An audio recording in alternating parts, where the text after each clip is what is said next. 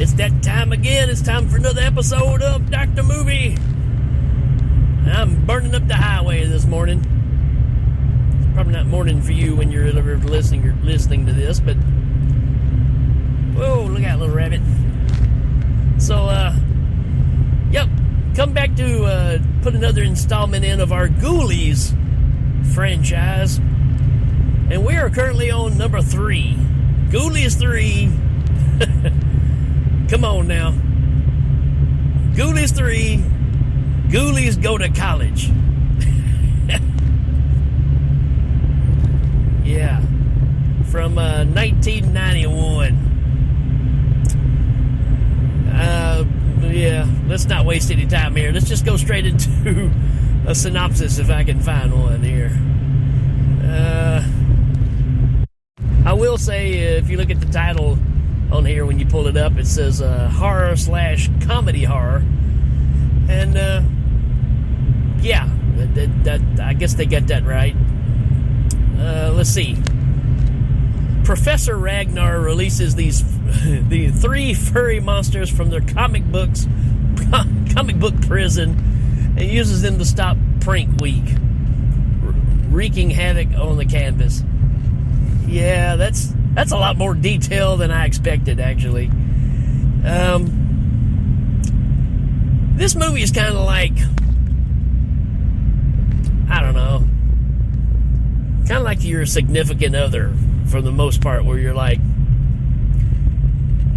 you keep changing what it is that you want, right? You bought this furniture, but you don't like this furniture because you want to buy something else, and then you rearrange the furniture thinking that's going to make it better. That's really what this movie is. This is the franchise that can't figure out what to do with itself. The first one was, hey, I got this ideas for these little creatures. The second one was like, hey, let's expand on that and make them more mischievous, like critters or ghoulies. Critters or gremlins. And then you got this movie. Now, some of you will know what I talk about here. But the majority of my childhood, the Pink Panther cartoon used to come on. He never had a voice. Then they brought him back in, the 90s, I think, for the new generation. And now he talks. And it just kind of messes everything up for some reason. That's what happens here. The last movie you had, 5, 6 different ghoulies. Now we're back down to 3. We spent some money on them because they've got some decent facial expressions and stuff, and now they talk. So really, that should have been the name of this movie. Ghoulies 3, Now They Talk. Or maybe, Look Who's Talking Goo. Look Who's Talking Ghoul. That should have been the name of this movie.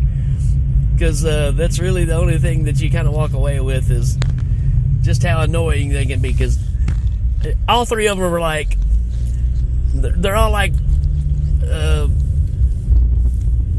Nightmare on Elm Street Part 4 Freddy Krueger on coke or meth, and there's 3 of them because all it is one-liners, and it's so annoying, right? I would imagine if you saw this, if you'd never seen the other movies and you started with this one and you were 12, you probably thought this was a fun movie. And it's still got some charm to it, right? It's not a terrible movie. It just kind of wears on you. And it's also that fact of, again, it doesn't know what it wants to be. And you also get this thing of, hey, you got your chocolate in my peanut butter. Hey, you got your peanut butter in my chocolate, right? Because it's one part Bachelor Party, the movie. It's one part Animal House. It's one part Back to School. And then you just throw the Ghoulies in there, and then it's, another part Friday or Nightmare on Elm Street 4, 5, 6, whatever you want to throw in there, right? Maybe not 6. But, You're throwing the wacky, zany, bad guy one-liners. Yeah, and that's the majority of this movie, because it's Animal House, right? These two frats are fighting over who can pull off the most pranks. That's how deep we're going with this movie, right? And we've changed the whole idea of where the Ghoulies came from. Satanic rituals written in a comic book, right? And somebody went out and actually printed this comic book. Why? No idea. Just another lame excuse because we want a guy that sits on the toilet and reads a comic book to release them. That's all I can really figure, right? Yeah. Anyways, let's go back. Let's talk about the cast, right? Because it's a surprising cast. A lot of familiar faces. How can you talk about this movie and not talk about Kevin McCarthy, right? UHF, Invasion of the Body Snatchers. I mean, it's Kevin McCarthy, right? So he is the professor that's in this, who actually ends up with the comic book and conjures up the Ghoulies and controls them. You got a very young Matthew Lillard in this. Not that that's irrelevant in any way. Just saying. You got Jason Scott Lee in this. Super nerdy college guy. He's all about his stereo system. These chicks will come up to him in the party and like be interested in talking to him, and all he wants to talk about is the features on his stereo. Yeah, he's that guy. Marsha Wallace. Marsha Wallace is in this. Who's, she was on the Bob Newhart show. Sorry about that, folks. And they even the Ghoulies mentioned that in the movie before they strangled her to death with her own tongue. Kind of like a throwback to the first movie where the tongue is like, 12 feet long and they wrap it around her neck and kill her. But it's her own tongue this time. That's the big creative twist that we've got here in this movie. But yeah, I mean, the Ghoulies say, "Hey, isn't she famous?" And one of them goes, "Yeah, she was on Newhart." I mean, that's how ridiculous this one is. And again, the Ghoulies look good, compared to what they look like in the other movies. They spend a little money on them, but yeah, that's what we get. Thanks for spending that money and making them suck. So, let's see who else we got. I can't think of anybody else important. You could throw Hope Marie Carlton in there because, you get to see her kind of naked a little bit in the movie. And, of course, she was a big Playboy model in the 80s. And basically any movie in the 80s where you needed a hot blonde naked, she's pretty much who you saw. But she was in a ton of movies filling that role. And we salute you. Right? Yeah, let's get back to this movie. Yeah, Ghoulies Go To College. They end up being controlled by Kevin McCarthy, who's the dean and one of the professors there. So he's pulling double duty, and it's all about Skip, the main character, who is Evan McKenzie. I didn't even talk about him. He's been in a few things. What I think of is probably Bad Dreams, as far as a movie that he's in. And like I said, it starts off with many years before, and you see this guy being attacked. The Ghoulies now are summoned, and they do come out of the toilet. It's a magical toilet with faces all around the bottom of it. So they're really going the distance here of... It's kind of like what we always try to do with Leatherface. We try to make him more than he really is and try to make him another Jason or Freddy, right? So we're trying to take these Ghoulies and turn them into something they're really not. It would be different if every movie had these similarities where they're conjured from a comic book and somebody finds the comic book. I think maybe that's the direction they were wanting to go, is try to create a new standard.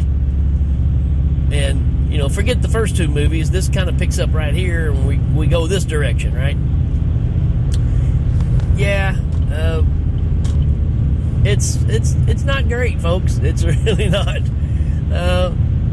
But at the same time, if you like Animal House, stuff like that, there's probably enough of the prank stuff that kind of keeps you going in it. I can see where somebody would love this movie because it's just so ridiculous and over the top.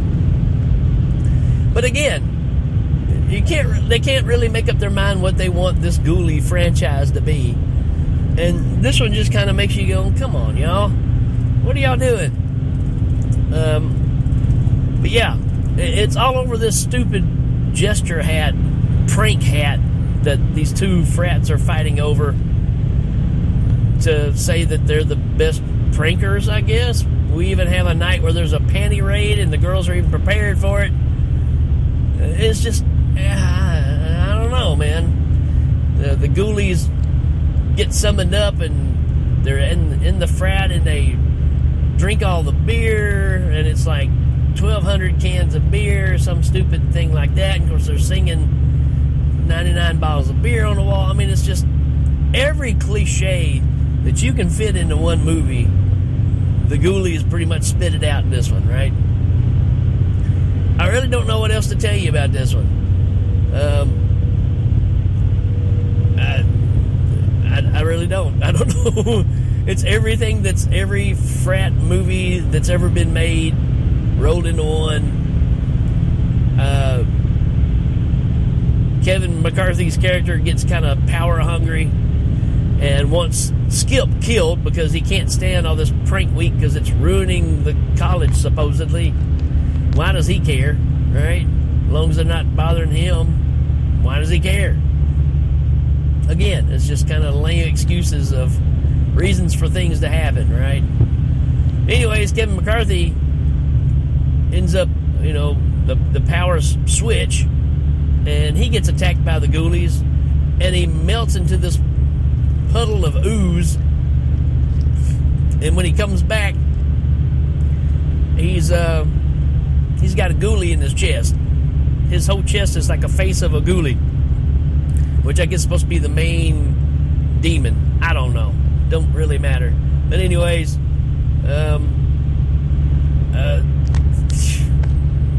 yeah. Don't know what to say. On the cover of the comic book, there's a picture of this demonized person with a ghoulie on his chest. So supposedly that's what happened, right? The book foretold what's going to happen. It's kind of what you get here. You get this lame security cop on the campus with his golf cart that he thinks is the greatest thing ever. It's just lame, folks. It really ain't worth talking a whole bunch about, right? It can be fun, but it just kind of took me out of it. It just seemed like this movie, they couldn't decide who to make it for, right? Because it is very childish, but you're put it in a situation where, it's almost like this movie was made for 12 and 13-year-old kids, but then we got nudity and it's a campus thing for college-age kids, but it's just too ridiculous for that age group. I don't know, man. It's a weird one. It's a really, really weird movie, which may be why when you look up the next movie, you're like, whoa, they totally went off the deep end on this one, because they don't even look like Ghoulies anymore. So I don't know if I'm going to talk about that one or not. But anyways, I really don't have much more to say about this one. I was not impressed. And I had high hopes because I really liked the second one. I thought it was fun. And again, this one probably still is fun. But the fact that they talk to me just really messed this thing up. Because it just, I don't know, man. It's ridiculous. Anyways, that's my take on it. Maybe I'm wrong. I don't think I am. But who knows? Watch at your own risk. It's on Tubi, of course, for free. I don't consider it a complete waste of time. I just think that they really could have done some better things with these characters. I mean, when they first started talking, I was like, oh no, now we're just going down the wrong path. And sure enough, that's what happened, right? And they don't even have like little squeaky animal voices. It's like, hey, what are you doing there? Hey, all right. I mean, it's just like, what? So there you go, folks. I'm going to give this a 2 out of 5. Just personally, it's probably better than that.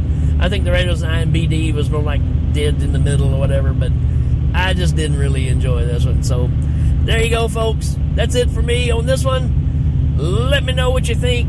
If you love this movie, I'm sorry. Didn't mean to dissect it so terribly. But there you go, folks. That's it.